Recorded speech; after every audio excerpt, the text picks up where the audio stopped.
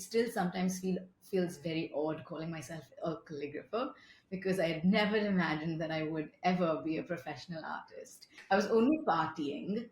I was not studying. I was surrounded by Indians and Chinese, and I think it was just not the university experience I wanted for myself. And 18-year-old me called my parents saying, I want to come back. I Wow, think I'm that's wasting my great. money. We won our first ever award, and it was an Wow, international award. nice. So that came by surprise, but that was very What encouraging. was It it? What was was the award? Go confidently in the direction of your dreams. Live the life you have imagined. And the only way to be truly satisfied is to do what you believe is great work. Courage is not doing things in the absence of fear. Courage is doing things despite the fear. Growth comes from consistent action. And you're realizing, hey, I'm not the only one with these problems.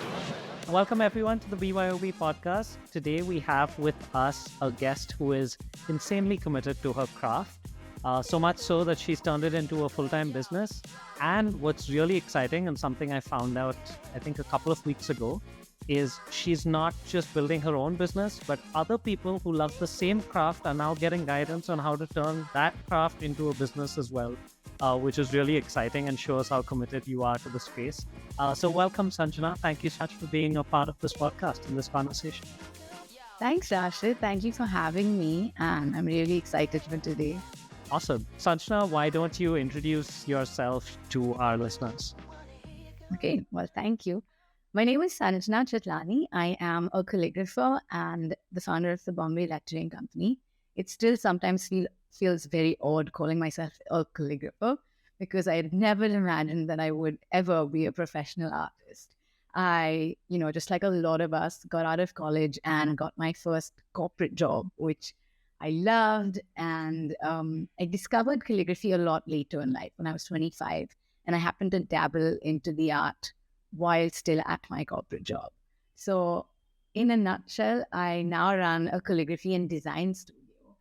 It's about 5 years old. What started off as just a passion project kind of led me to discover this sort of niche career path for myself.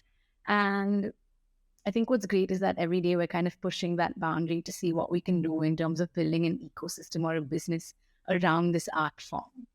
So that's really where we are right now. I'm going to pick up on multiple parts of that beautiful introduction.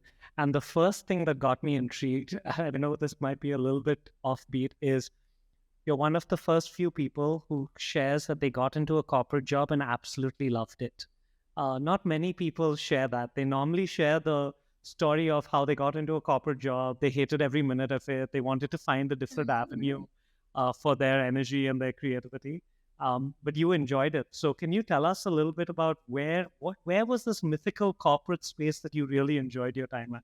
It's not surprising to hear you say this because a lot of people look at me and they're like, you loved your job? And my answer always is, I loved my job. I don't know if I just got lucky with a great first job. I studied media and communication, and I was doing advertising, marketing, branding. And my first job was with LVMH, with a wines and spirits company called Moet Hennessy. So it was a French company. I was working in their corporate office in Bombay in the marketing team. It's a very small team as well. And I began to love it. I began to get great exposure, great learnings, meet with the international team, meet with very, very interesting people. And I began to love not just the wines and spirits industry, but the luxury space as well. And I was learning how to build a brand because one of the brands in our portfolio was a sparkling wine called Chandra, if you must have heard of it. And they were kind of building the brand in India. And I got to see that from the very beginning, understanding how they were building that particular brand in India. And the learnings were just amazing. And I keep telling people today, if it wasn't for Bombay Lettering or if I didn't, happen to find calligraphy, I think I would still be at Moet Hennessy, probably got in mobility, moved outside India for a role in another country. But I loved it. And I think it really taught me a lot about how to run my own business as well. My boss was amazing, but taught me a lot of things, not just work-wise, but even just as a person and how to manage people and a team and small things which in the moment you don't realize at all. But 5 years down the line, you're like, oh, I think I picked this up while I was there. So Well, that's beautiful. I love that you said you enjoyed your corporate job because I did too. I worked at Accenture in London for about 2 or 3 years. And when I came back, everyone thought that work had just driven me insane. And that's why I had come back. But I loved the people I was working with, the projects I was working on. There was so much learning from there that I still use today. So it's quite nice and refreshing to hear another story. I also feel, I don't know if it's a personality type or, I just those kind of people. But I feel like I am the kind of person, if I have to commit to something or work for someone, and something my ex-boss told me that she loved about me the most was that I treated it like my own. And I think when you have that mindset, and I see that with my team today, and I feel grateful because they treat Bombay Lettering like their very own baby. And I feel like your best work comes out then when, you let all gather down and just go all in and have that crazy passion towards whatever it is that you're doing. And I felt like I did that during my 4 years at Moore Tennessee. I gave it my all. And I think I continued doing that, of course, when I started my own thing as well.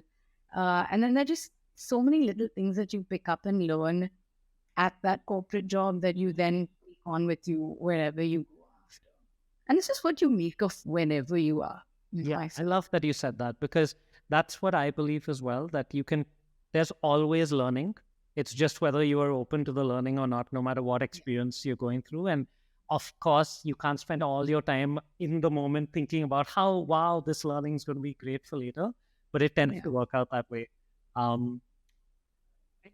Getting to another piece of your introduction I found interesting is that you said that you found creativity or your creative energy a little later at 25 while you were enjoying your time with your corporate job. So can you tell me a little bit about your journey of discovering your creativity? Because I find that quite intriguing as well.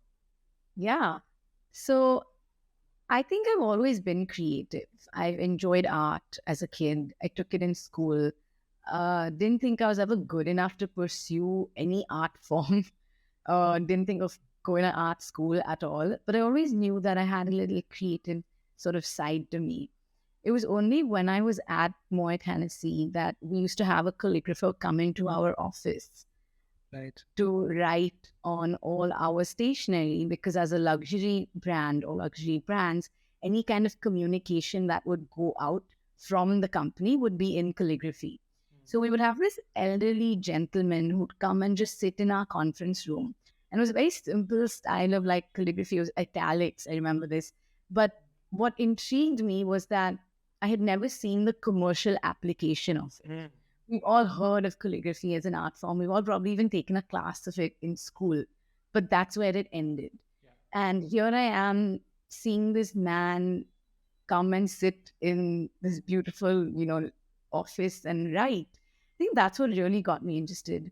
And without even realizing, I think it was at such a subconscious level that I began to try and find calligraphers online on Instagram, try to see what's going on, whether this is really a profession. And I couldn't find much in India at all. There was really nothing. There was one calligrapher, probably India's most renowned calligrapher. His name is Achyut Palav. He's been doing calligraphy for about 40 years. And I'm lucky enough to sort of have him as a very dear teacher and mentor now. But besides that, there was really nothing. I couldn't even find a website of a calligrapher in India to look at or look up. So if you Google calligrapher in India, just this one person came up and that's it? Very little. Yeah. Wow. He came up and there was really not much. And I think that's when I started looking outside India. So one of the biggest, I would say, best things that happened to me is I only looked outside and I only got inspiration from teachers in the US and Europe. And the quality and level of work was very high, which I, from the very beginning, started looking at, And even when I started, I was just playing. I thought it was something on this just for fun that would And I enjoyed the very analog, just playing with paper and writing quotes and motivational words and sticking it up on my desk at work. And it got to a level where I was obsessing over it. And I was constantly trying to write stuff. I was constantly trying to look at things online. And that's when I decided I wanted to attend the class. And it just worked out really well because I was going to the US on a family holiday. My dad's sister lives in California, so we were in San Francisco. And I reached out to a couple of calligraphers and I asked them if I could learn with them. So I did a private workshop. And I think that was when I was formally introduced to a style called copperplate calligraphy, which is the style I'm kind of most known for now, which falls under the world of pointed pen calligraphy. Anyway, Okay. I can show you some of my tools later on.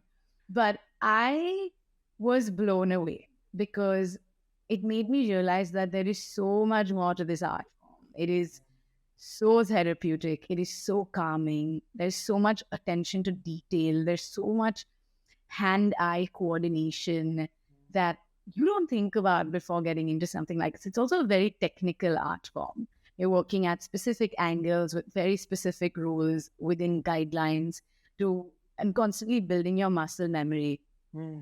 And I loved how technical it was. And I loved how crazily obsessed I would get when I would do it. And I didn't realize, but it was very calming. So I think I got trapped and then I got obsessed.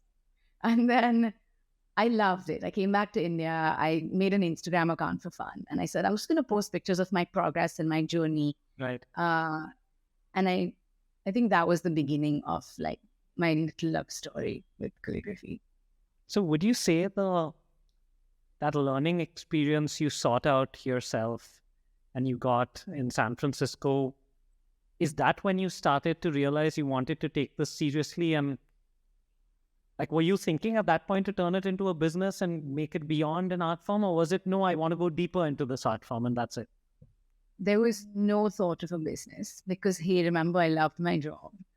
So Right. I thought I could be superwoman and go do my full-time job and have this amazing passion project on the side. Yeah. With no intention of ever converting it into a business until people started reaching out to me for projects through Instagram, through word of mouth, through sharing your progress through the journey. Yeah. People got in touch with you. Okay. And that's when I began. When you got your first, when somebody reached out to you. Sorry, I'm always obsessed by those initial moments when somebody starts to realize, wait a minute, I can do this a bit beyond a passion. So do you remember what your first inquiry was on Instagram and how was it scary or awesome or somewhere in between? A bit of both. It was through a friend though, and it was for Diwali, and it was for Diwali cards. And I remember my first order and my first ever billing amount that I received was on Diwali day, which was kind of auspicious and nice. And and my friend said, I want you to make 50 tags saying Happy Diwali. And I obviously wasn't going to charge anything. And I said, of course, I'd love to do this. But he said that I will only let you if you let me pay. Right. And I was quite confused. And I was like, no, why should you pay me? I'll do it for you. But he forced me to take the money. And that's how the first ever project for me was. I think what was amazing that during that project was I learned a lot of things about working in a deadline, about doing a project for someone else that wasn't just for fun for me, based on my mood at my time. I was a lot more careful. I was a lot more worried because this time I was getting paid to do it. Yeah. And then you get so much more conscious and critical of your own work as well. And then you question yourself about, am I good enough? Oh my gosh, am I charging correctly? There were so many thoughts that went through my mind. I definitely undercharged, but it's fine. I'm sorry, I'm good. I have to dive into, because whenever somebody gets a creative artistic project for the first time, I know, for example, that when I first charged for a coaching session, the client at the time, who I didn't know was a client, literally laughed in my face when I told him how much I'm going to charge, because I was undercharging so much. I think I charged him 800 rupees, and in my head I was like, wow, it's beyond 500. Like, I'm going crazy over here, right? Yeah. What amount did you charge back then for 50 Diwali tags? Oh man, I think the whole amount was like 3,000-4,000 or something, like sub 5,000 rupees or something. Sure. And today, if I had to do that, with my people, it would probably at least be double, like for sure. Yeah. I mean, I don't remember. Friend, forcing you to take the money though. I think that's Yeah, I think that was really nice. I really liked that. And that gave me that push, the very first order. And then I was very confident after that because it went well, it was received well. I got to like post about it. That led to more inquiries. And it was a very, very organic sort of process of the orders coming in, the inquiries coming in. I joke about it with my team. We talk about how I don't know how to pitch because I've never pitched in my life. I mean, touch wood, it's been nice to constantly have work coming in. But I think that was the first time that I began to think of my calligraphy a little more seriously. And can you tell me about how the transition eventually happened, where you went from, I'm doing a few projects on the side, things are picking up, I love this job. I'm guessing it wasn't an easy decision to move on from a job you love to doing something that you love perhaps equally or obsess over, but you aren't sure about the financial side of things, right? So how did that transition happen in your mind, and what action did you eventually take to make that formal transition? It's interesting you asked me this. I never thought about it in so much detail until a couple of months ago last year. I had to give a TED talk on this very topic, which was it was called Embracing Crossroads. Nice. And how when we arrive at a crossroad, what we're doing in that moment, what we're thinking, how we embrace that, or how, So for me, it was the hardest decision ever. Second hardest the first one was when I decided to leave university to come back to India. When I was 18, I began to study and do my undergrad in the UK, and I chose business management. And about 6 to 8 months into it, I realized that I hated it. Oh, no. I was only partying. I was not studying. I was surrounded by Indians and Chinese, and I think it was just not the university experience I wanted for myself. And 18-year-old me called my parents saying, I want to come back. I think I'm wasting my money. But I cried. I couldn't, for weeks I didn't eat. It was such a difficult decision at 18. But I came back to India, and that's when I restarted my undergrad in media and communication. And I think that was the best decision ever for me. So second hardest decision was this one, when I had to pick again, and make that choice. I thought I could do both. I really thought I could, because some of the best calligraphers in the world today do not do calligraphy full time. It is a side thing for them. It is a part-time job. Also because, a lot of the elder calligraphers, the older generation, I feel, didn't see the potential, I guess, with the way maybe the younger generation sees it today in terms of building a business out of an art form. Yes. But so for me, I thought I could do both until I realized that I went almost a year killing myself, working probably 10 to 12 hours a day at my corporate job, coming home and sitting on my desk for about another 3 to 5 hours at night doing my calligraphy projects. I did not meet friends much. I did not get out of my house much for that year. Weirdly, I loved it. I was on some sort of an adrenaline rush, but I got into this routine of 16, 18 hours a day. And I reached a point where my parents and my close friends around me obviously stepped in, and they were like, we know you're loving this, but it's not sustainable. It sounds like they staged an intervention. I think so. I think there was a little bit of one. My parents saw that I really loved both also. And my mom, I think, secretly loved my corporate job because she used to get a lot of bottles of champagne coming home every other day. So she loved it. She's like, "Are you sure you don't want to stick on with this? If you choose to, go forward with your calligraphy." But I think really for me, the few months that made me realize it was, again, I didn't realize it in the beginning, but later on, was when for about 3 to 4 months in a row, I was making more money doing my calligraphy than my corporate job. So I was getting paid more at the end of the month with my calligraphy projects. And I realized that this is probably only like 15 to 20% of my time in a day. And if I'm able to earn this much with putting in only this much time, what could it possibly look like if I did this full time? So again, I spent 2, 3 months really thinking about it. I had a chat with my boss. I think she was lovely because she's the one who pushed me to quit. And she's surrounded by really supportive people, right? A friend who made you take some money for it, a boss who told you to move on from your job, your mom wanting more champagne, of course. So my parents were always very supportive and said, "You're going to do what you think is best and whatever you feel is right. This is your life. It's your decision." And I was 25 and I asked myself that, I don't want to regret it later on. I want to try this out now. And I looked at all worst case scenarios. So worst case scenario, my calligraphy business does not take off and I give it 6 months. I gave myself a 6 month sort of, cut off. And I said, if in 6 months, it's not where it should be, I'm not expecting, not getting the work I want, I will go back into the corporate world. And that's exactly what my boss said. She said, the corporate world is here. Yeah. We're not going away. But you've got an amazing opportunity to explore something you love.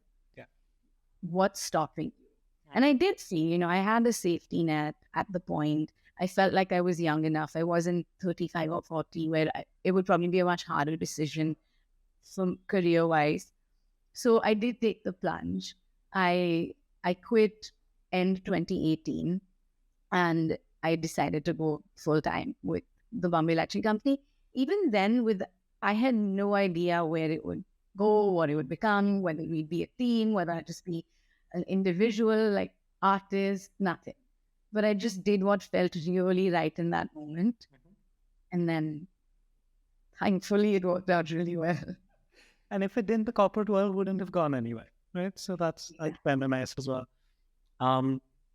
It seems like a combination of course, being surrounded by really supportive people, and then reality also sinking in, right? When you say that you worked almost a year doing both things, and eventually you can see financial gain as well, beyond just your obsession with it, there's financial gain as well. I guess you almost got to the point where the decision almost became a bit inevitable that you're heading in that. Exactly.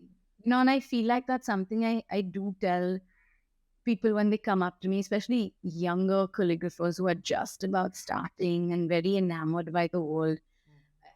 I say all of this and then I keep reminding them to just be realistic about the situation they're in.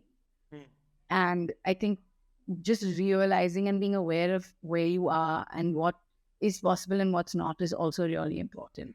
And I joke about this and I tell them that I love tennis. I play tennis 3 to 4 times a week. I've been playing tennis for the last 15 to 20 odd years. But I obviously know I'm not good enough to have ever taken up tennis professionally. And I obviously understood the stakes in that case. So I know it's a stupid example, but I just feel like we can't just get carried away with something. I feel like we should weigh everything out and take a very informed, realistic decision. Which is why today, if someone wants to follow their passion or, try something new on the side, I would say don't let go of your full-time gig. Try it out. Keep that going and try what you're doing on the side. It would require you to be a lot more committed, sacrifice on a lot of other things. But at least, you're kind of safe and figuring things out. Yeah, we call it making decisions through experiments.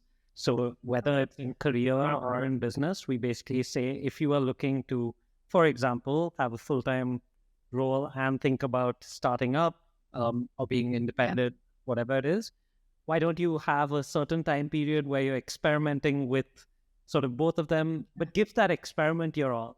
So if you're truly experimenting over a couple of months, 3 months, whatever it is you're doing both, at the end of the 3 months, you can't really come back and say, oh, I didn't have the time to do this. So I, actually commit to the experiment. Then you'll find out, right? Whether you want to sort of do this full time or not.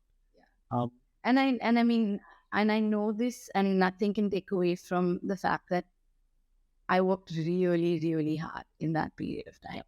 And nothing can substitute hard work. I understand that moving forward and learning how to work smarter versus harder. But in the beginning, I don't think there are any like shortcuts or substitutes to just slogging. Yeah, that's like the base requirement, right? Which is why, and I will try and not make this a 1 hour event session, but which is why I really don't enjoy it when on Instagram or anywhere else, people are making it out to be that, hey, you know what? If you put these 3 systems in place, you would never have to work again to do what you love. And I just feel like it sends the wrong idea, because hard work's the base. And then on top of that, you can be smart and strategic and ask for help and build partnerships and all of that wonderful stuff. But you have to have a certain commitment level. Just without that, you're not going to really get very far for very long, at least. Yeah, 100%. And I feel like, as you said, people make it seem very simple. People make it seem very sort of like cookie cut, but it's really not. And I feel like, firstly, for everyone, the journey is different. Because I realized over time that everyone's idea of success is also different. Yes, exactly. Like what success means for each of us is so different. And I see that with my colleagues and calligraphers out in India today. For each of our ideas of reaching that level of success is so different. Yeah. And I feel like just figuring out what you want for yourself and your business. And then just working towards that. And then I think there's an opportunity cost at every step of the way. So we're constantly choosing, we're constantly making sacrifices as well.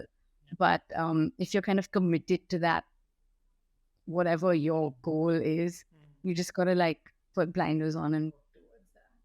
So I think it would be very easy for you to be in this space and then say, hey, this space is mine, right? I've got this space, I'm going to protect it. And I think that's a very natural human instinct when you've built something to say, okay, now, from here to here is my land, and then I'll let people deal with the rest. But you seem very, very clearly actively supportive of the calligraphy community, wanting others to do really well, get into the space, succeed, whatever their version of success is. Yeah. Have you ever had to make a conscious decision about being this way? Or has it never come across your mind that, oh no, I should treat them as competition? No, I think I have always been very open with knowledge. I feel like I don't know how to do it any other way. I don't know how to hold back when I'm teaching. I've had people, my closest people around me, come to me again with interventions saying, you give too much information. You need to be a bit smarter. You need to don't give out all your trade secrets. Firstly, every bit of information is available everywhere. Yeah. You just need to figure out how to find it. Yeah. If not through me, through someone else, some people would. I've also realized that by just being myself and being super authentic and genuine in that sense, it's actually worked for me. Now, actually worked in my advantage, and I've never seen it backfire or go against me. So I've kind of just had that faith in doing what I truly feel is correct and right for me. Right. And things have just flown, and I've gotten back to a fold. Yeah. Whether it's love from the community, whether it's students attending our workshops. Of course, I've built my own competition in a lot of ways, and I'm very aware of that as well. But I also feel that with a field and a space like calligraphy, we were so small a community that we actually needed to grow to build the overall market. Uh-huh. And today I feel we're lucky to be in India because there is an audience for everybody. There is a market for everybody. Of course, there was a lot of education that had to go along this way to just educate people about what we do. Talk about community over competition, talk about collaboration over competition.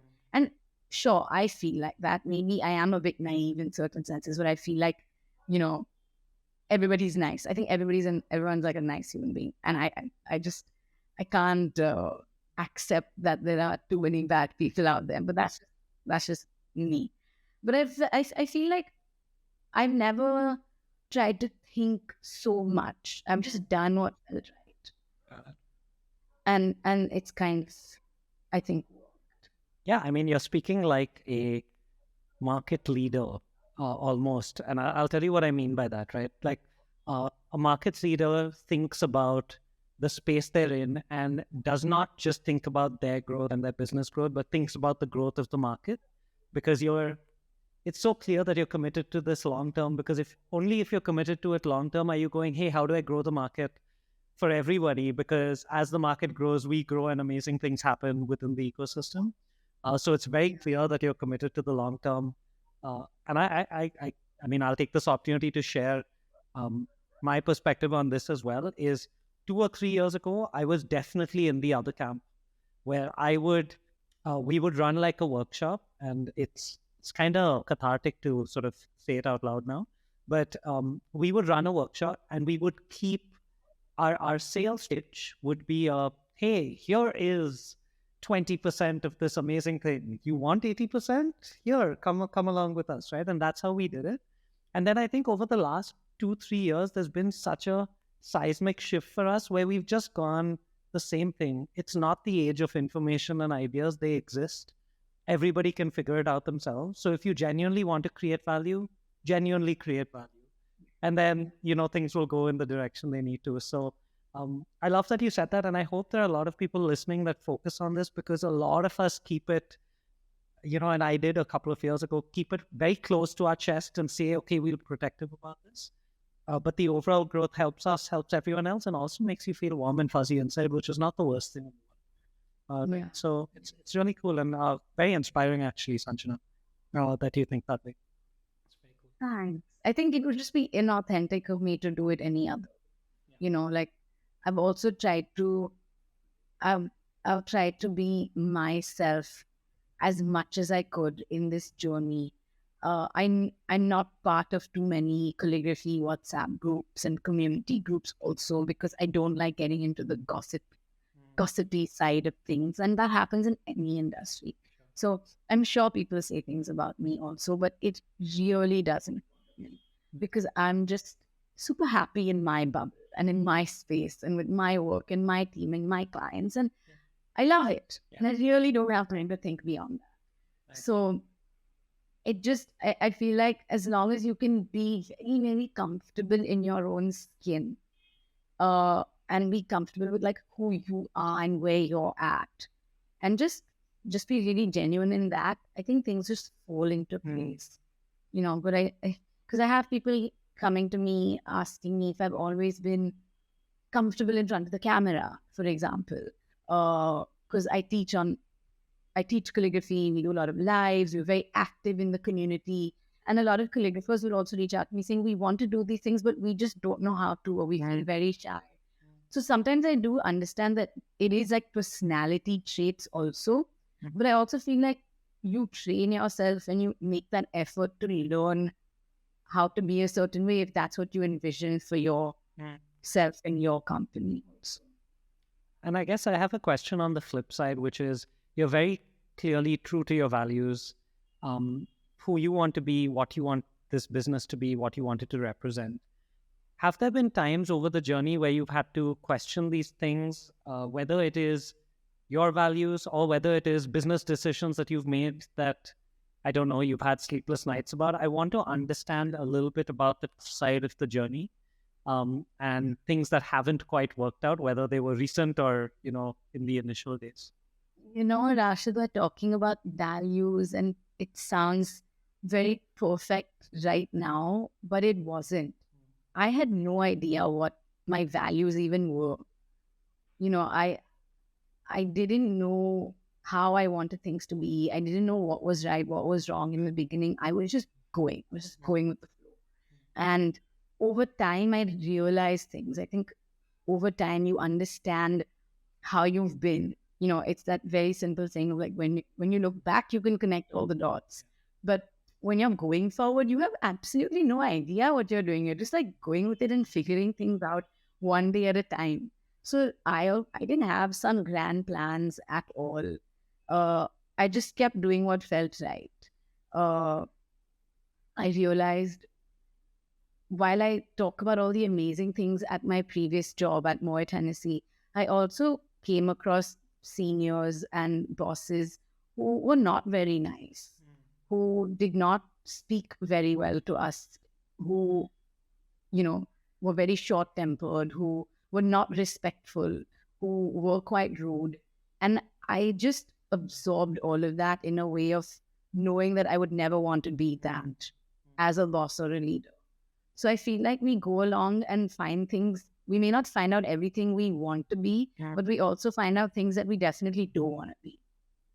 And I think a lot of those things also help me shape my values today, or how I want to be as a boss or as a business owner, or what's valuable to me. Today, we've, like, a really small example, but we're finally putting contracts in place for clients, which I should have done a long time ago.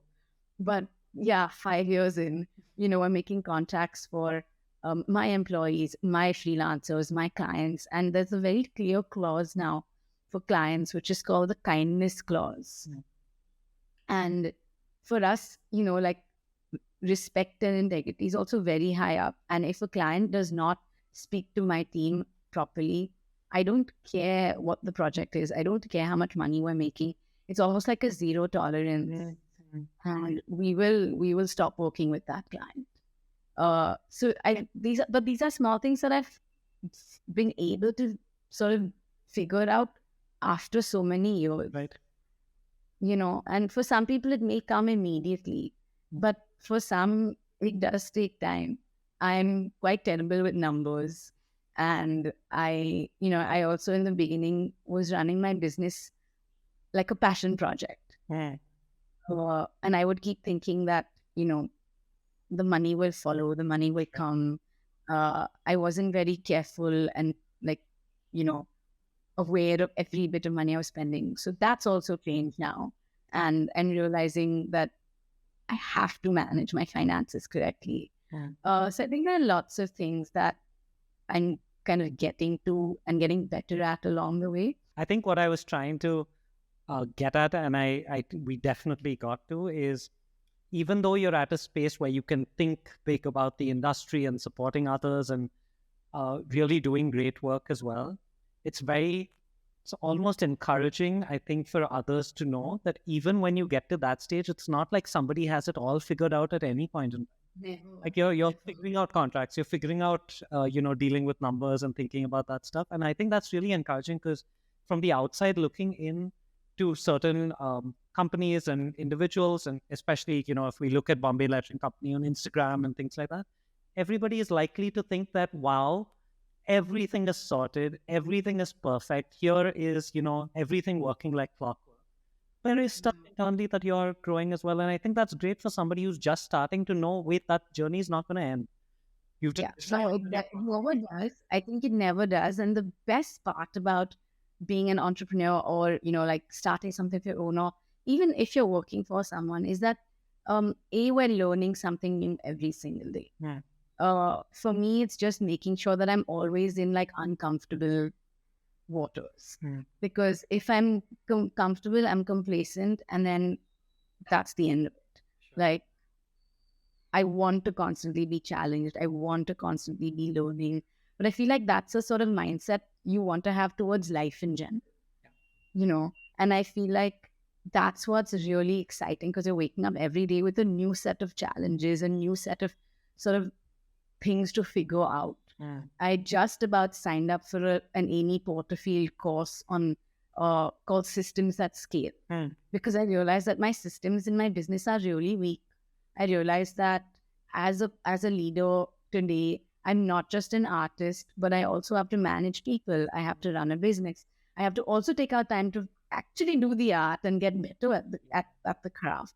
And it's really stressful and tiring. And I told someone the other day that I feel like I'm running on a treadmill at speed 10 Yeah. for like the last 5 years. And it just doesn't, I can't slow it down. So if I slow down, I'm just going to fall flat on my face. It's a more encouraging analogy than most people saying it feels like a hamster wheel. It's similar, but at least you're not surrounded all up, on all sides. It's the same thing. It's the same thing. Yeah. And the thing is, I don't know it any other way, but I feel like you need to really be obsessed with what it is that you're doing. You have to breathe it, eat it, sleep it. Like, I don't think we can switch off. Of course, in time when the systems are in place and like you figured it out even a little bit, it gets better. But for people who think we have it all sorted, we really don't. And I feel like we're making mistakes every day. Also, every day I look at, I make a quotation for a client and then be like, damn it, I should have charged more. Or, oh my God, I could have done this differently. Or even projects where I feel like I shouldn't have taken this. This was a bad one to take. I couldn't bring out my best work. I don't think I did justice to it. And you're going to feel that all the time also. So I feel like but you have to be receptive to that, I guess. And you have to like be okay and comfortable with receiving feedback also. Yeah, I think it's great. It feels like just normalizing this constant evolution and learning, no matter what stage of the journey you're at or however much people perceive that you have it sorted. Just normalizing this constant evolution seems like a really important thing, obviously. But getting from all of these learnings, one of the things we try and do, and I love doing, is getting entrepreneurs to celebrate themselves, because normally there aren't too many people in the room celebrating you. There's no annual prize day at school for you to go up at and receive your prize for doing amazing work this year. So I would just like to open the floor up to give you a few seconds or a minute or two, if you wanted, to celebrate the amazing things that are happening recently. So could you go ahead and brag about the amazing things you've done over the last couple of months? Oh, that's so nice. We won our first ever award, and it was an international award. Nice. So that came by surprise, but that was very encouraging. What was it? What was the award? So it's a company called RSVP. They're a UK-based company that organizes conferences and award ceremonies for the luxury wedding and event industry. And they were doing their first ever global awards in Madrid earlier this year. And they had different, very, very senior people from the industry from different countries who had to nominate younger talent, I guess. And so there's a very big wedding designer in India. Her name is Vandana Mohan. She's from Delhi and she has a company called WDC, the wedding design company. And I received an email where Vandana had nominated us for a category in this award ceremony called Favorite Stationer. So we came to a category of stationery, like wedding invites, wedding stationery, etc., etc. And I went to Madrid. I attended the 3-day conference, not even thinking once that we had a chance at winning the award. Sure. But basically the way it worked is we had to make people in our, only people from the industry could vote. Got it. My mother and my friends could not vote, but my clients and people in the industry could vote. And we actually won. There were 12 nominees from across the world. And we won that. And I was happy to be in Madrid itself to sort of get that award. Yeah. So that was really nice. And that's huge. Thanks. But along with feeling great about it, it also got me very, very nervous and anxious because it also means that there are more eyeballs on you now. Yeah. People are watching. It also means that people expect more, which means more than anything, I felt this award has pushed me to sort of, just lift up roll up our socks and kind of get our A game on, because it's like, oh my God, I have to do justice to this now. Yeah.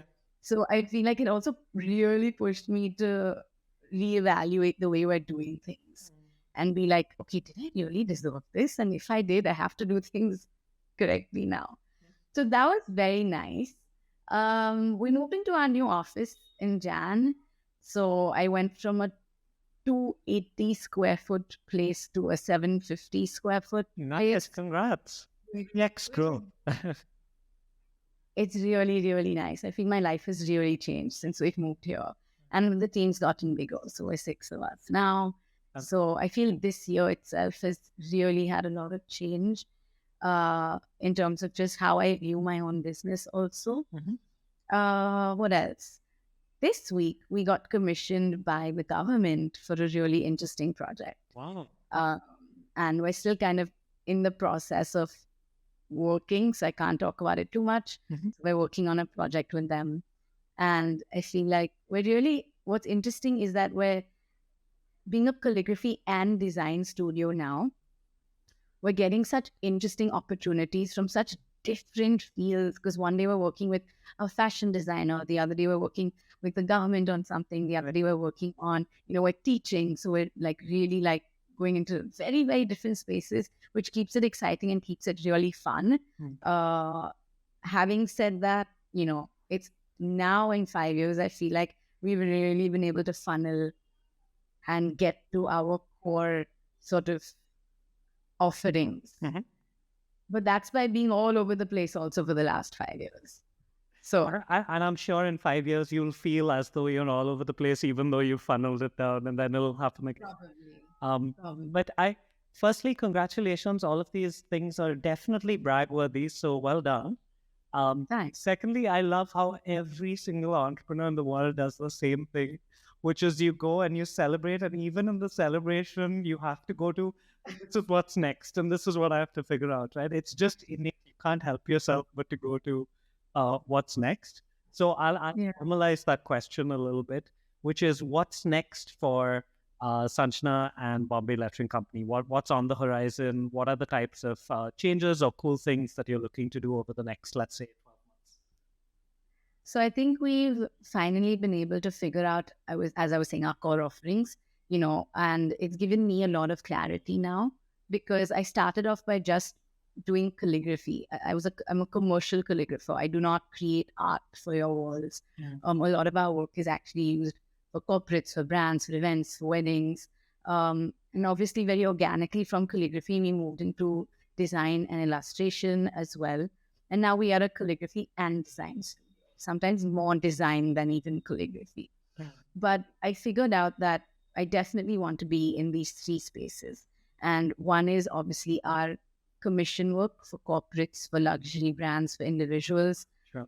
This is us offering our services, and they're very by order. And this could be anything from, being present live at an event, personalizing items for people, to, working on a piece for someone's home, to creating 500 Diwali tags for somebody. So that's our commission work. And I love that. And that I don't feel is extremely scalable. And I'm okay with that. And I feel like that's going to kind of stay pretty boutique and pretty specialized and, pretty tight, I feel. The next one is education. So I really enjoy teaching. I've gotten a great feedback. Along with teaching calligraphy itself, I just taught a class on the business of calligraphy, which did really well and was very encouraging for us to explore more in that space. And with education itself, I feel it's scalable. So I feel like building up pre-recorded online courses, it's a very nice form of recurring revenue also and passive income. So I feel there's a lot of scope in the education side of things. And then we have e-commerce. So while we do this highly, customized commission work, I want to be able to have a store just run it with ready to ship products that are just beautiful, where the hero of the product is words and lettering, of course, aided with design and illustration. And these could also be in ranges from very affordable to slightly more expensive things. So I think we figured that out. We're really working towards building the e-commerce now. And weddings are a really big part for us also. Sure. So I'm almost in the process of thinking if I need another company that is solely dedicated to just weddings, because people don't know we do wedding invitations, and we're heavily into the wedding space also because of my name, which initially I thought was amazing, but now I feel like, does it restrict me because it has the word lettering in it? So we might do something like weddings by the Bombay Lettering Company, or, wedding invitations or designs by, I don't know. That's a fun project as well to work on. And then we're going to have a team dedicated to just weddings, because I feel weddings in India is huge. We're loving working in the space also. So I think I've gotten a little clarity more than anything else. Which I did have this even 6 months ago. I felt like I was forced to sit down and think, because we were a little all over the place earlier, taking on anything and everything. And I feel like now I'm happy to be at a place where we can say no. Because I feel just learning how to say no is the hardest thing for me. I'm a people pleaser, a full people pleaser. And I don't know if it's an Indian thing where you just want to say yes to everything and promise that you do everything. But I think there's a lot of power in saying no. Yeah, it's really funny you say that. And it probably won't be true when this podcast releases, but in next week, we are literally running a session for our community on saying no. Because we realize the value of it and how important it is and how hard it is. As we're getting. We need to be okay with it. I feel like the guilt eats us up, and we just shy away from it. But I feel like you have to be able to just draw those boundaries for yourself also. And I feel like I was forced to. I definitely hit levels of burnout. I'm definitely again, it looks really rosy from the outside, but it's strongly inside. It's high stress. It's you're constantly talking to yourself and asking if you could do things better. So I do feel like having that clarity now makes it easier. I'm excited to see where things go. We're expanding in terms of hiring more people now. And I feel like we want to sort of be thought leaders in this space, and we have been, which is really nice. And we want to constantly be able to get the best quality of everything and deliver that also. Well, congratulations on the clarity, because without that, every direction, every step you take can sometimes feel like the wrong one. So I always tell our community as well that clarity is the first step. So if you've got everything clear, at least then you can take action towards something that's focused. Otherwise, it's just a lot of huff and bluster. I think I also realized people would keep asking me, what's your goal 5 years from now? I don't think about that. I just think about the next 12 months, which are the 2 or 3 things I want to work on in these 12 months, and then break it up into quarterly goals and then monthly goals. And it just feels a little more realistic and manageable. And then next year, then it doesn't mean that, if I choose A, B, C to be my priority for this year, it doesn't mean E and F are not happening. Yeah. They're definitely happening, but they're probably just not core priority right now, because you can't give everything. Yeah. Even though it feels like you have to juggle everything, I think it's better to just focus, which makes sense. Sanjana, we have gone very deep about 95 different things. So at this point, I'm going to sort of pause our deep conversation, and I want to wrap this podcast episode up with a little segment we call Jaldi with Jigsaw, where I'm going to ask you a couple of rapid fire questions, and you are not allowed to think. No deep thinking, and you just have to answer. Okay? Are you good to do this? Yes. Okay, cool. Let's start Jaldi with Jigsaw. Okay, don't worry. There's nothing super complicated. Okay. What's your go-to karaoke song? Oh my God, I'm not a karaoke person. I don't sing. Okay, cool. If I sing, these cheat answers are allowed, so you're okay. If you could have any superpower, what would it be? Looking into the future and knowing what's going to happen. Okay, ooh, scary. Okay. Favorite ice cream flavor? Chocolate mousse royale from Baskin Robbins with a chocolate. Way more specific than I thought it was going to be. Awesome. I know you said you can't switch off, but how do you try and switch off? I never try. I never tried to switch on. Okay, you lean into it. Got it.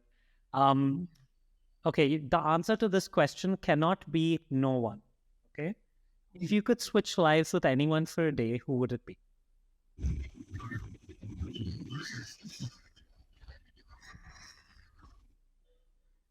I don't know. I haven't. Don't worry. In the end, we can make this look like the jaldiest with jigsaw ever. So you're okay. Maybe Uh, a tennis player. Maybe a tennis player. Okay. Maybe like Federer or something. okay, got it. What's your favorite board game or video game? I play chess. I used to love playing chess. Oh wow, I think I used to as well, but I am pretty terrible at it now. I get beaten in about 8 or 9 moves, so we should not play.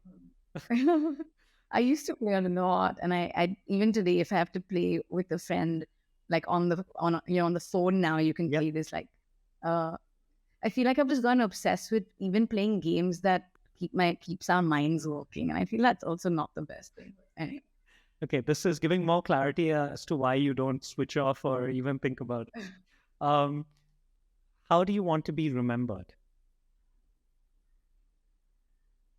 Definitely as someone who did something in India for the first time, who kind of opened up a new, and I feel like someone called us that. They called us category creators, which I really liked because we almost created a category. And I feel like just, doing something that people didn't expect could be done and doing it very, very beautifully and very gracefully, and helping people along the way. Got it. Beautiful. Okay, just a couple more. What's the best vacation you've ever taken? Oh, I used to travel solo a lot. I do travel solo a lot.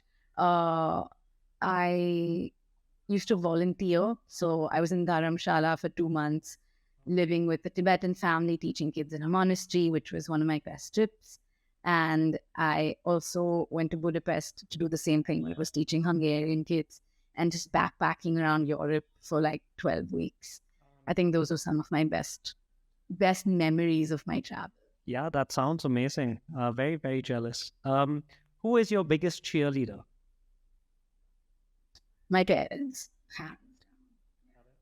And from what you know about Jigsaw, what 3 words would you use to define a Jigsaw thinker? Ooh. I think very, very, very aware, very clear and articulate. And I think things that I've seen with you as well in the last couple of years. Very calm, very composed, and just you have your shit in place. You can see that. I am good at portraying that I have my Very sorted at all times. Cool. Thank you. Well done with Jaldi with Jigsaw. That was great. Thank you so much for this conversation. I really enjoyed it. I know we've spoken on and off for 4 years now, I think it is. But it's so nice to go deep into your story and understand a little bit more about how you started, what your values are, what sort of keeps you going. So I really enjoyed this conversation. And I think it'll be very valuable for people who are a bit more established and just as valuable for people just starting out, which I think is really beautiful. So thanks for sharing. So thank you. Thank you. In fact, I was actually with a family friend's daughter yesterday who was 15 and they wanted me to talk to her. And I think I scared her because I was just like, you have to be passionate about something. It can be anything, but you have to wake up every morning with this crazy hunger to just explore. I think she was really scared. And I said, but don't worry, have fun while doing it. Don't forget to have fun. She's like, sure. Anything else. But I know sometimes it sounds preachy and it sounds a bit, but I really feel like you want to be crazily curious. You want to just be curious and passionate about anything and everything that you do. And I feel like today, if I didn't find calligraphy and I found something else, I'd be the exact same way with that. Sure. Or whatever it may be. And just being able to kind of, just keep that going. Sorry, go ahead. Thank you. No, just saying thank you for having me. I love what you do. And I'm always, every other month going on your website, looking at the courses and things you're up to. And I've also, as you know, constantly heard such amazing things about you and what you guys are doing at Jigsaw. So I'm looking forward to things we do together as well. Yeah, for sure. Thank you so much. And I think crazy curiosity is a great way to wrap this conversation up. Thanks, Sanjana. So I hope you enjoyed this podcast. We're Jigsaw Thinking, home of the self-starters. If you're interested in being your own boss, head to jigsawthinking.com or drop us a DM at Jigsaw Thinking on Instagram.